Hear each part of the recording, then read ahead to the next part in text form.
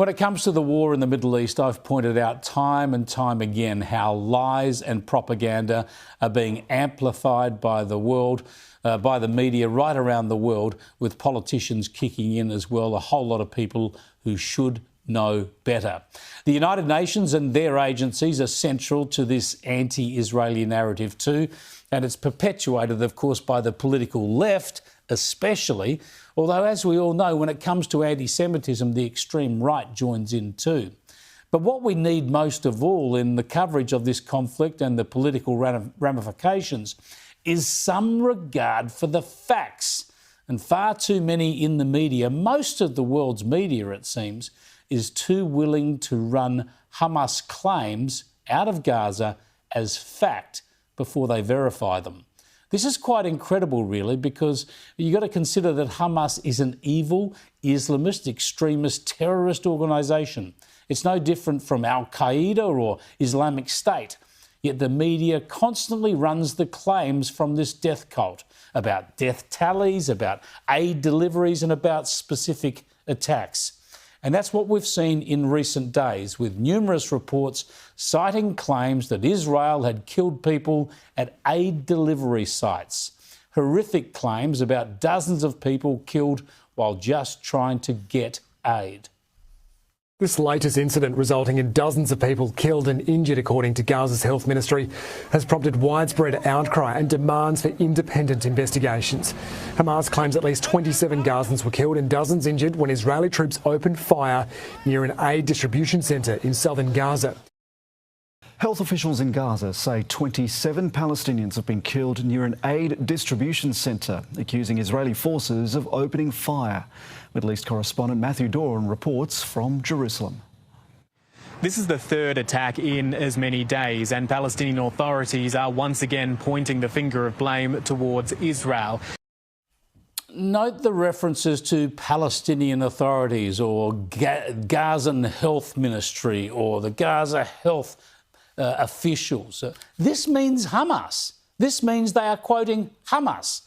And given Hamas is a terrorist organisation, everything they offer is propaganda. It turns out, and the Israelis and other sources have demonstrated this with video evidence, that Hamas terrorists were shooting at crowds and trying to keep Gazans away from the aid deliveries. The real story here is that Israel and the US are trying to deliver aid directly and for free to Palestinians in Gaza, keeping Hamas out of the loop. Hamas doesn't want this because it's been stockpiling aid for its terrorists and selling aid to its own Palestinian people as a way of raising money to pay its terrorist soldiers. Yet the world's media gives Hamas a free pass and blames Israel by amplifying and regurgitating Hamas propaganda. This behaviour was called out frankly at the White House overnight when a reporter asked for a response to the latest claims.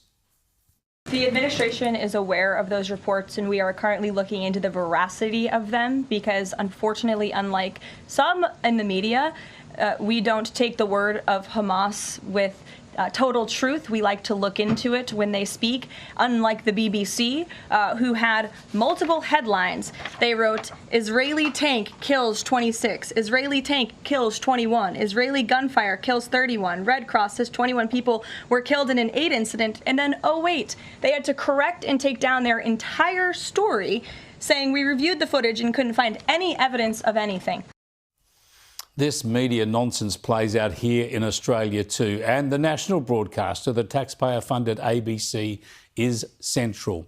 It's already had to issue a correction and take down stories from its online platforms after running the wild allegations over violence at the Gaza aid delivery locations. And while it's also issued corrections and claimed to have taken down stories relating to those horrible and plainly false claims about 14,000 babies being on the brink of starvation, it's pretty easy to find these dangerously incorrect stories still available online. The United Nations Humanitarian Agency is warning that 14,000 babies in Gaza are suffering from malnutrition and need urgent supplies of baby formula. 14,000 babies could die within the next 48 hours in Gaza if there's not enough aid sent there. That is the grim warning from the United Nations humanitarian chief.